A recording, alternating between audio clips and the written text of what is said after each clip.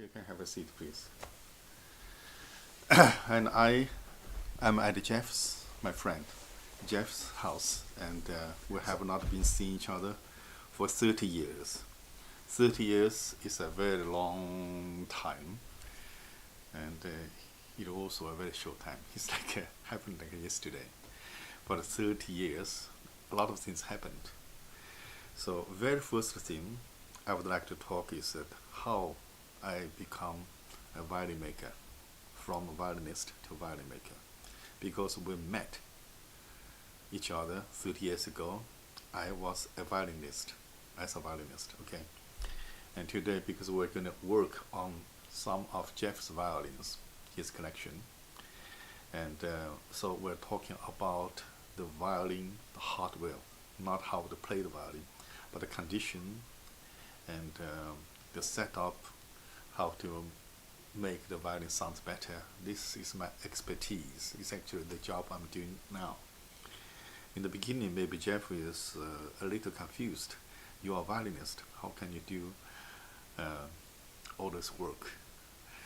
But the world actually regards me as a violin maker today.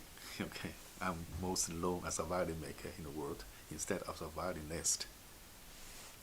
So before that, how I became a violin maker from a violinist, I must tell a little story about my past, my history. First of all, I'm Asian, I'm Chinese, okay? But yesterday we had a long talk with Sunny, that's Jeff's partner, about me, and she said, "Oh, Daniel, you are Chinese, but I don't feel that you are Chinese. You're more like us, more like one of us." That's exactly happened to most of the people. Even in China, I'm not well accepted as a Chinese, as one of them. But it's very easily accepted by the Westerners to be one of the Westerners. For example, if we have a party or something, we have partially European people and partially Asian people. People will take me as Asian in the beginning, but gradually, when the conversation carries on, the values things and the viewpoints, or people will start to move me to the Western side. And after I was out of China more than 30 years ago, I almost had no Chinese friends. Almost. All my friends I have made here in Australia are white Australians. Even not their Aborigine, I don't know why. And in Norway, I had no Chinese friends. They're all Norwegians. And in Japan, mostly Japanese friends. I made myself popular in the Chinese community in Japan is only because of the writing. And I became one of the most popular Chinese language writer in Japan. But still, I barely have any personal friends. So it comes back to my previous life. Okay, if you believe it or not, I don't know. I remember my previous life. That happened in the 16th century and somewhere in Scandinavia. You speak a kind of language, I can only think like Danish. Okay, I think it because I could speak Norwegian, jeg snakker norsk. Jeg kan også prate på svenska litt, men jeg snakker ikke på dansk. So I cannot speak Danish. So that kind of harsh language, yesterday I was thinking what kind of language that could be. It could be Danish. Okay, so my previous life could happen in Denmark. So that was why during the Cultural Revolution, every single young boy dreamed to be a red guard, to be Mao Zedong, Chairman Mao's red guard, and to carry on Mao Zedong's idea of revolution. I was exceptional because I was so much absorbed by the violin sound. It happened like there is a movie called Violin in 1918. It's a very famous movie for the revolutionary movie, but inside the movie there is a passage of ballet Swan Lake. okay, with a violin solo. That was sound just so amazing. What is that? I was very poor. I could not afford the ticket. So I saved my lunch money to buy the ticket and went to see the movie several times, only for that short passage. Then, later I found that she called violin. Okay, I want to play that. Of course, by that time, violin is supposed to be socialist garbage. It's enemy things. You cannot touch that. And my family is very revolutionary. Okay, then you read my autobiography, Father, Son, and Violin. It tells about the story, my family story. My father is a revolutionary party member. Of course, did not support me, allow me to even touch the violin. Then I had no choice. I think I was like 12 years old. So I went to a violin maker, the local violin maker. I begged him, said, please make a violin for me. I was young, I was innocent and knew nothing, and I did not even know that make a violin takes so much effort and time. I just saw innocent, oh please make a violin for me, uncle. And he said, I cannot make a violin for you because that can bring me in trouble. I would love to make violins, but I can't. But you can, because you're just a young boy. No one will blame you for anything. But I was 12, I said, how can I make a violin? I said, I can help you, I teach you. So he got all these materials.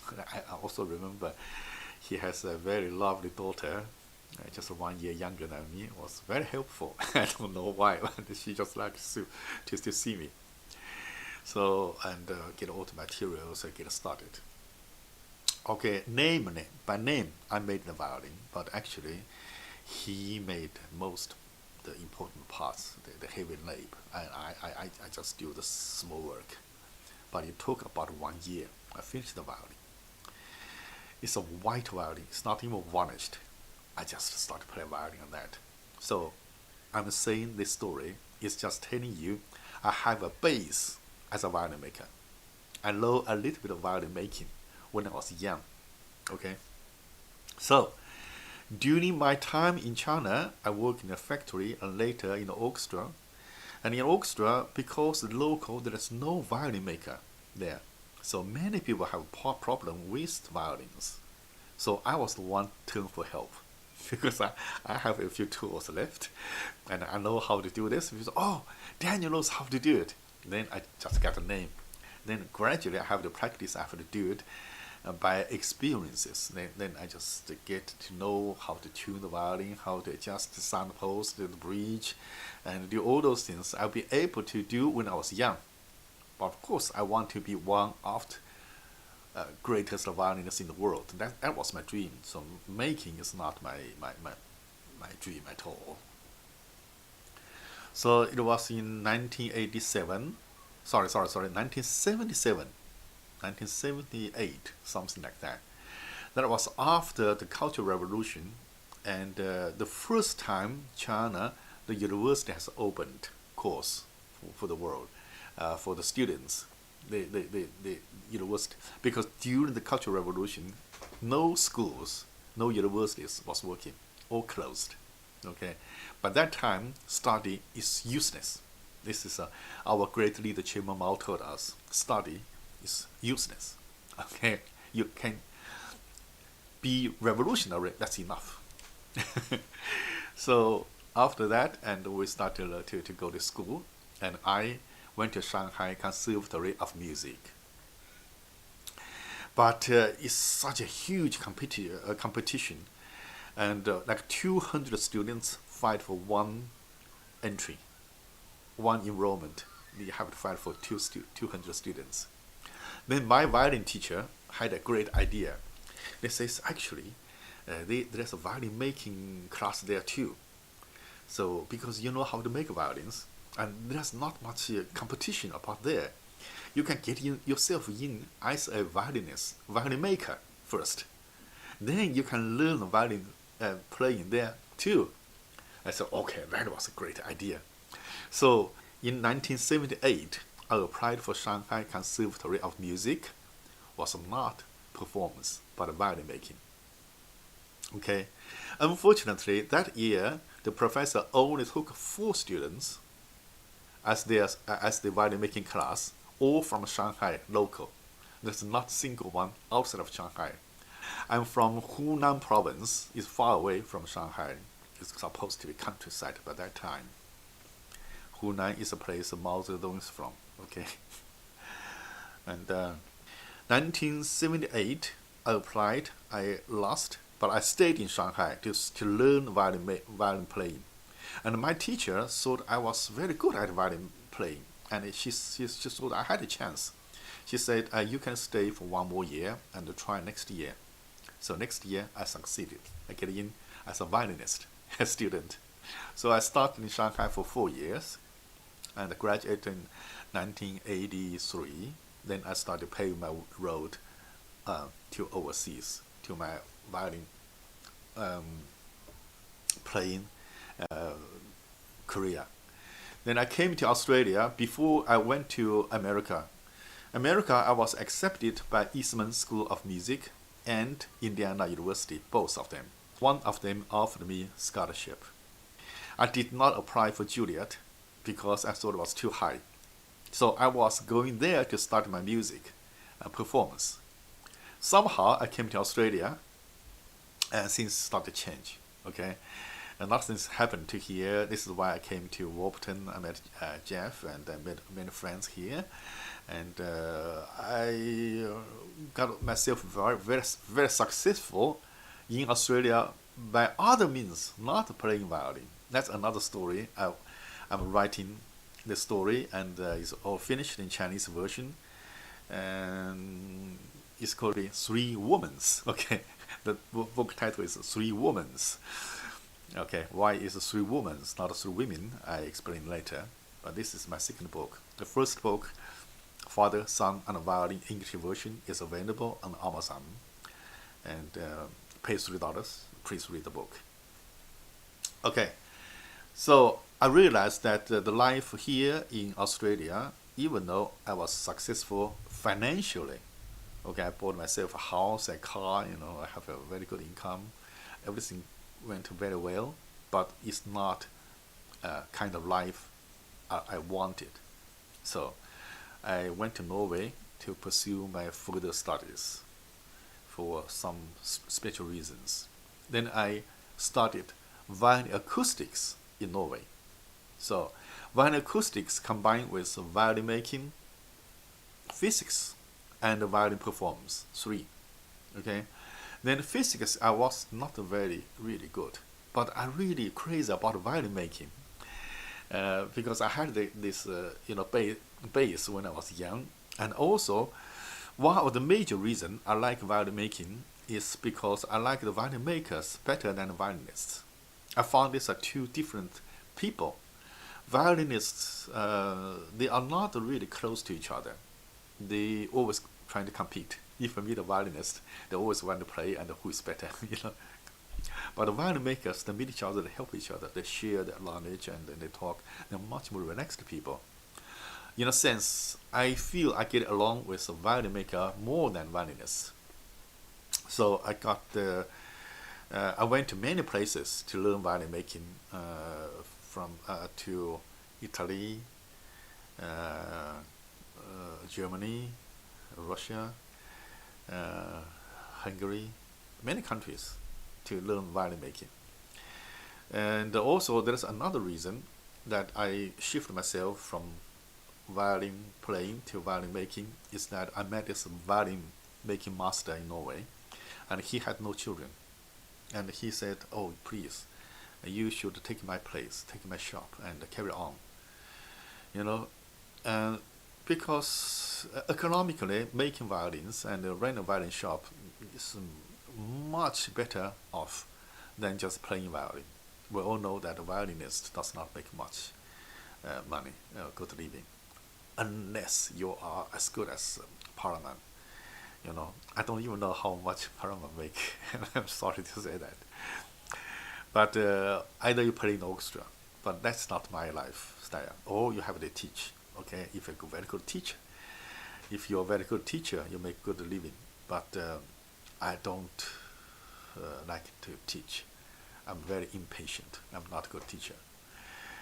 And if you want to live as a musician, only play as a soloist, that's very, very hard economically.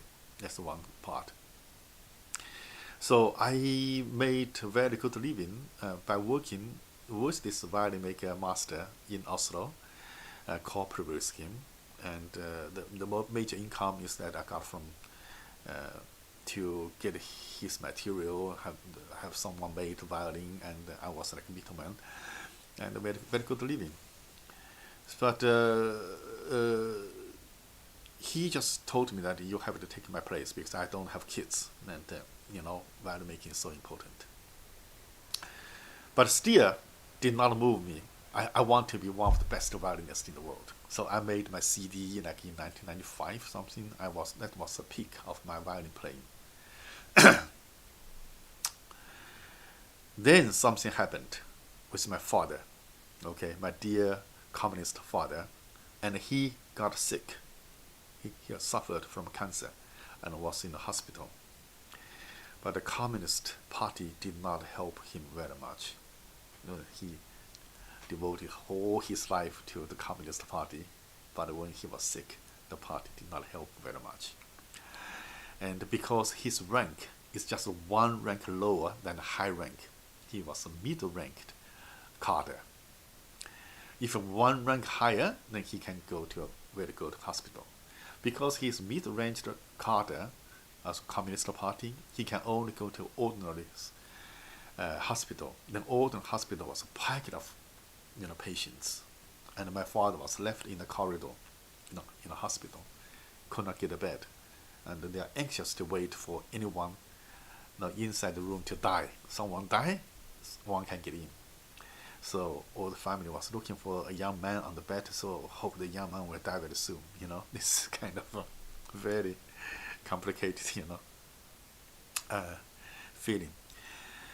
So I got the information from my brother. My brother's father is sick, and this and that, we need money, and can you help? Because I had very little contact with my family because of the violin issue, because they against me, opposed me so much. So I got so, we did not get along well. I just did everything by myself. Then, to make money is a priority to save my father's life. Okay, here I wanted to make a break. Why? Because my father smashed my violin. Okay, I made this white violin, I mentioned before, and then my father found out I was playing Home Sweet Home. When he came back from the countryside, he was sent to the countryside for reform because he is a intellectual. He had a university, education. That's an intellectual Communist Party member. So he had to be sent to the countryside to reform, to re-educate it. So a long time he's not home. So he came back, and I practiced so much. It is a home sweet home, and welcome him. So la la la la la la la la.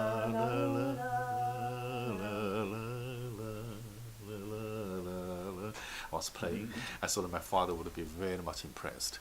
Of course, my father is an intellectual. He knows the melody. That's a capitalist melody. That's a melody from the West. So my father was very angry. What are you doing? Huh? I was playing violin. What violin? So anyway, after a few fights with something happened. You have to read my book, Father, Son, and Violin. It's good commercial time. The whole story. Then my father just smashed my violin and burned all my hand-copied, notes, my music. Since then, I just said goodbye to my father and never see him again. And I thought I would never see him all my life. Okay, I just walked out of the house when I, at age 15. Okay, 15 years old, I start to live totally by myself, make money, work, and playing violin. So this time I went back to China to see my father, and it is the violin money saved my father's life. Okay, I made all the money from the West, from making violins, from sell violins, and went back to save my father's life. So I moved my father to a better hospital and extended his life for a few years more. My father was very much touched by the end. Before he passed away, he just talked to me, said, Daniel, I call my Chinese name is Danjiu, I want to listen to your violin. Okay, that was the last. Instead of saying sorry, he said one sentence, he said, I want to listen to your playing violin. That's a very, very, very touching moment. That's brought all this, problem to zero. Father and son, we just hugged each other, and that was the last hug and the first hug. That was the first hug and the last hug of me and my father. Okay. So then, for being a violin soloist, you have to keep practice. You have to keep practice. After all this, I could not have time to practice violin. I could not go on as a violinist, as a violin soloist. So, and the life goes on for all these reasons. And I also getting more and more interested in violin making. So gradually, of course, it took a long time. It took like 5 to 10 years for me to identify myself as a violin maker instead of a violinist. It's a very difficult path. Same like if now you want to call me a violinist, it's difficult for me to change back to I'm a violin maker now. So some people, oh, he's a great violinist. I said, no, I'm a violin maker. It's difficult to shift back. So in 1993, I brought my viola and violin to international competition in Mittenwald. Then I got a diploma for my viola and also a certificate for my violin, both. Then the Norwegian newspaper, TV started to to promote me. And there was a genius violinist, 12 years old. And he was playing Paganini together with Oslo Symphony Orchestra. And he needed a good violin. So he came to my workshop. They said, I need a 3/4 violin. So I made one for him. Oh, he loved the violin so much. He was playing this 3/4 violin I made for a concert together with Oslo Philharmonic Symphony Orchestra on the concert hall. Before the concert, after rehearsal, he forgot the violin in the taxi. Forgot it. So then he was in trouble. He asked the newspaper for help. The newspaper says, okay, a genius violinist who left his very precious violin in the taxi. The maker is Daniel Chinius. Daniel Chin. Okay. So my name was just I'm a master. So after 1993, I won the certificate and the diploma for the international competition. I was very well recognized as a violin maker in Norway. A few years later, when the king visited Japan, and I was called by the king, and I went to the palace very honorably. I met the Norwegian king and the queen. I'm very happy, and he made a joke. He said, "Oh, I never know I have a citizen like you, like this face, I said, "Yeah, I'm a Norwegian, yeah, norsk." Yes, that's a very, very happy moment. So this is whole transaction. I, from violinist, became a violin maker. But for the repair, for the sound adjustment, that goes on. Because in Norway, I mostly make new violins. Mostly because there was a market there. I could not make enough for the customer. There's just too many. And also, the violin I made, of course, is more expensive. Some people are looking for some cheaper things, students. So I get some other people to help me. I start to teach students to make violins and sell their violins. I have students from Norway, from other countries of Europe, and as well as in China. So my violins are very well sold, received in Scandinavia. I remember Lillehammer had a Winter Olympic Game, 1992, and there's an opening session for 360 violinists play on the water. It's estimated half of the violins are from my shop. So you can also imagine I had a very good business there with little money.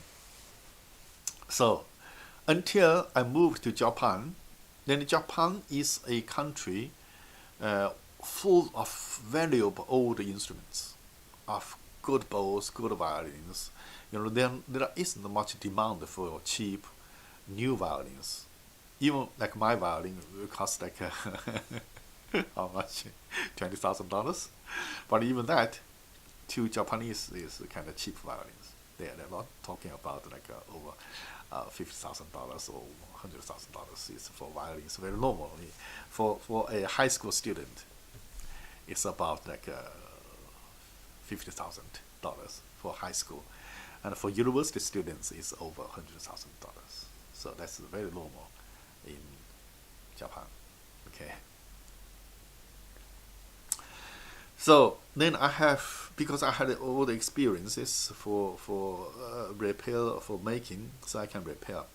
Then when I started repair, I found the repair is much more interesting than making itself. Why? Because you open every violin, you see the masters did a marvelous job before. Okay, through the history, the violin was repaired many times. So much good work. So I went to, I think it's 1993, I went to America, Warburton College, started with Nikoku-san, violin repair, because there's no violin making school in the world that teaching repairs. As far as I know that, and at least by my time, Nikoku-san was the chairman of Violin Makers Association of America. Okay, I was one of his last students. That was the last year he teaches. So we had a workshop together, and I learned so much, basically all those techniques, the tools to use, and with Nikoku-san. And Nikoku-san, my master, next year he was getting worse, and after a couple of years he just passed away. So I was so lucky I started with him. So after that, went back to Japan. I worked for a big company only for 3 months. So every day you're looking for, Quagliano, Quatanini, Testo, Storoni, or, all these big violins. And you repair like Warburton, Violin, Tota, Satori, all those bows, you repair them. It's very, fine work. Then I started to have my own workshop doing repairs, and I learned so much, and so much fun, so much challenge, because every single violin you repair is a different method. For example, if you get a violin, it's a French violin, you have to start a French violin varnish. What material is that? Is it transparent or is not transparent? If you get an Italian violin, then you have to learn it's a spirit varnish or oil varnish. Yeah, everything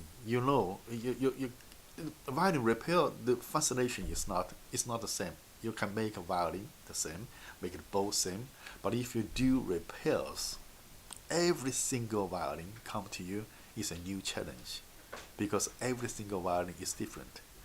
Okay, so that is fascinating me so much. This challenge to me is really the joy. Every time you fix something, the satisfaction, and you cannot get it from anything else, even not from playing. So when you have a violin, broken violin, when you finish, there's nothing left, as if you have not done anything. That's the best, that's the greatest reward. My customer come with a violin, I say, oh, this is broken. I always take a picture first. I take a picture, and I finish, I hand back to the customer. You have not done anything. That's, I can't see anything. You did nothing. That's the best reward. That's the best, satisfaction to me. Thank you so much. I did a great job. So, in Japan, a big portion of money, of income, is from repairs. I started to do, because I'm a violinist myself. I'm a soloist. before, so I know exactly what musicians like, musicians want. My speciality is tuning the sound, is make the best sound out.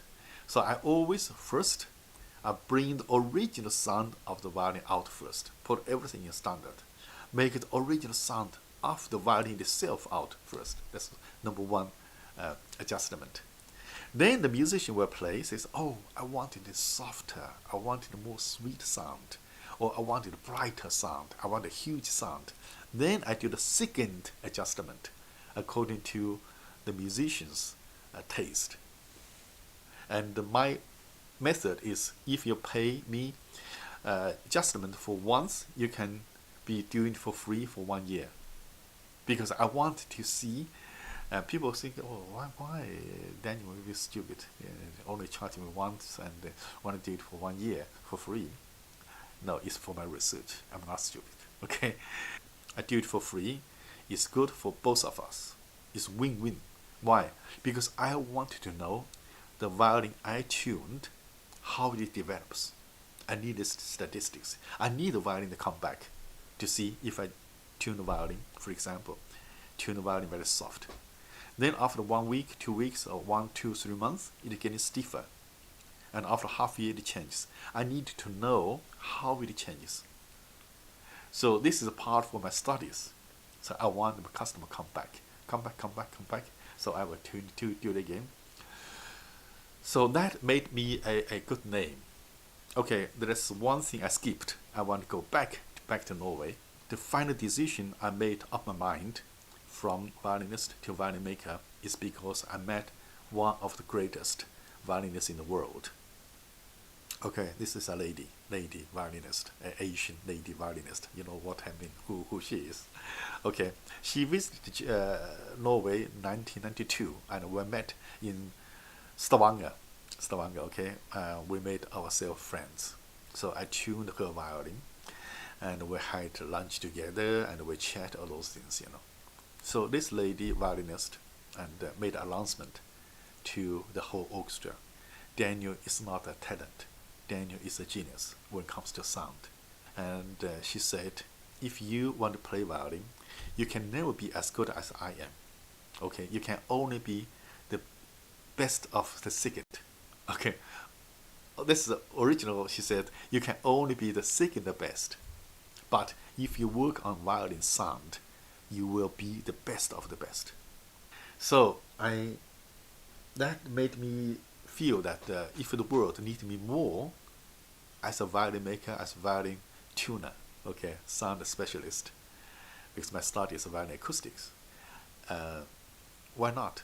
I can sacrifice myself for that little dream, have a bigger dream for the world.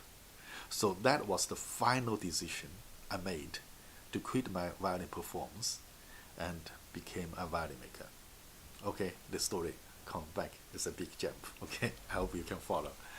So I made up my mind in different ways. Okay, first I found the violin making interesting, and then because financially I need it, I need to save my father, and because I talked with this great violinist, the greatest violinist in the world, I get advice from her.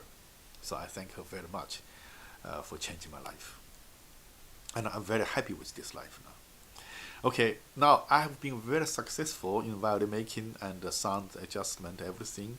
And China National TV made a program, 45 minutes, introduced me as the best #1 violin tuner, okay, in the world. And I was, of course, it's my own commercial. I put on the Strat twice on the cover. 2009 August issue, I think I was a cover, and 2010 as the directory, Strat directory, I was on the cover. So that marked the peak of my career. I was successful in my business. Of course, I made quite some money in Japan, and I have a big house and have a good life there. But still, something is missing. Something is missing. Okay. What is missing is that I still dream myself as a violinist. I said, I played, all the effort, and my father passed away, and I don't need more money anymore. And in 2010, I went back to Norway to see my music partner. I have a music partner in Norway. His name is Leslie Egler, and we formed a group called Bergen Music. We started to play together in 1995. Okay, so after 15 years, I went back to Norway to meet him. He said, "Daniel, why don't you just play violin again? Okay, you are a good player, and the music we play, it's not difficult. You can handle it. You can make violin and play violin. It does not constrict at all. It does not contradict at all. So why not? We'll try again." So we start to make music again, and then for to submit it to competitions. Then, of course, he is the major one. He is the main one. Okay, I only play violin. He is the composer. He doing the arrangement. He do the mixing. He does everything. I only play violin. So the group Bergen Music won more than 30 awards internationally, competitions, and 8 times nomination by the Hollywood Music of Media, and twice we won the first prize. And so we became the Bergen Music. Became a Hollywood star music group. Okay, Leslie Egler was on the Hollywood Boulevard. We have a big star there. And in 2015, I represent the group. So I went there alone and walked on the red carpet and received all this honor on behalf of the group. So that marked my performance career to the how can I put it, to the up limit. Okay, the high climax. So my life, I think I'm very happy with all those things happened.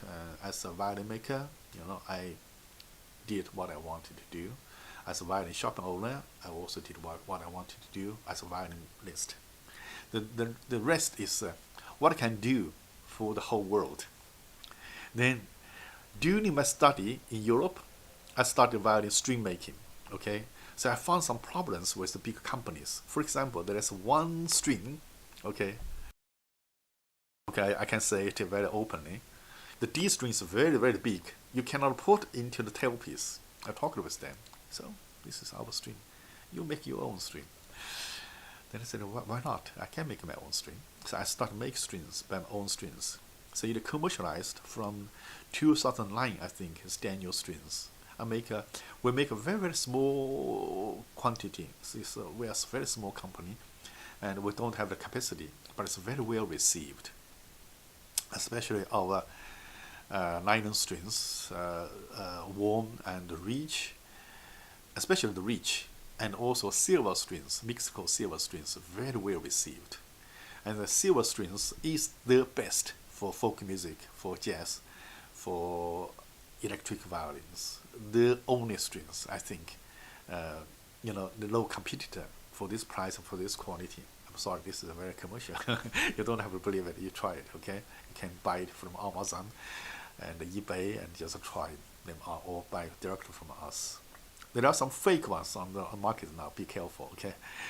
Only the package with my face with barcode is original. It's our product. Someone print something similar to our package and sell our strings. That's not our strings. Okay, be careful. If it's cheap, it's not my face. It's not our strings. Don't be fooled. Okay, now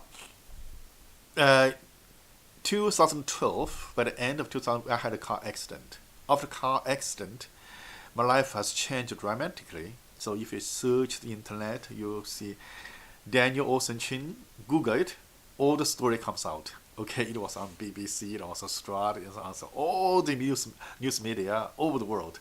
So I don't want to say the story here because it's not a very nice story. Okay, so you can just Google it, you'll find out.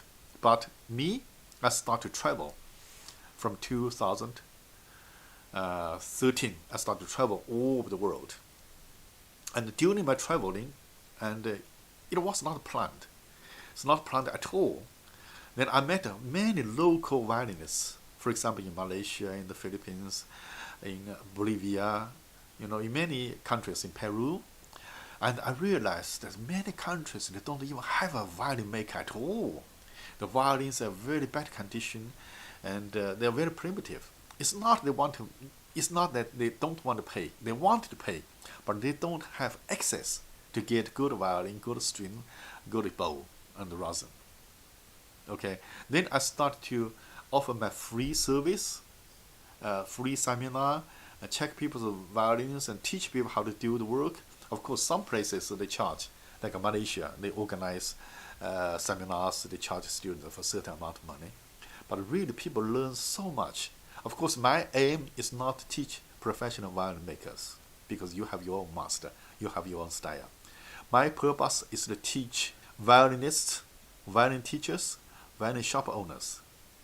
Okay, for the especially violin teachers, they have to handle the student violin, but they don't know how. So I teach them how to handle the basic things. That became very popular, and also I started to make YouTube videos to teach my students in Japan how to do this and that, and it turned out to be very popular in internet by YouTube. Some people say I'm number one YouTuber for violin field. Okay, has so many contents and high quality, both with audio and vision with video. So you can check my YouTube channel. It's A audio, V video, AV Daniel, my name, and violin. AV Daniel violin. You just check it. Of course, you see the video. You are already in my channel. So during the travel, something happened. That is, my traveling video also start to be very popular. I did not plan this. I did not plan this at all. I just, because I had also some studies with film. I started at University of Southern California Film School in 2003.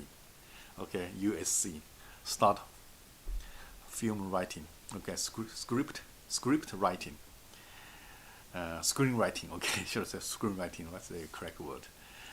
So I know how to make videos, how to edit, and all those things. The video production, I know how to do it. So during my travel, in the beginning it was totally for myself. I just travel to one place, it's like a diary. Shoot and put on YouTube, shoot on YouTube. After some time, just a few companies approached me, say, so Daniel, you can make some money, and your YouTube channel is good. So I talked with someone, and he was willing to set up everything for me, and being as my partner. So only start from last year, I think that from April or something, I started to do it seriously. Then today, every 28 days, I have over 2 million people. Okay, sometimes a little less, like 1.5 million. 2 or 3 million people watching me every 4 weeks. They give me a report, and I get new subscribers, from 2,000 to 4,000 every month. New people subscribe to my channel. So that also brought me a little pressure. I should do it better, to make better videos and to show people what people want. Of course, I met so many fans, so many viewers. For example, this time I came to Warburton, was a dear friend. We have never seen each other before, we didn't know each other before, and he was just my YouTube viewer. He offered me to drive me here. So I meet many new friends all over the world. But he gave me a piece of advice. He said, the way you do it now is good, because so natural, so casual, and so relaxed. And if you do like other channel, like TV station, stage them and plan and make it perfect, it's not interesting anymore. So be yourself, be the way you do it. Okay, this is okay. I just do the way I like, and I do the natural things. Really, life happens to me every day. I just bring to people to share my part of life to people.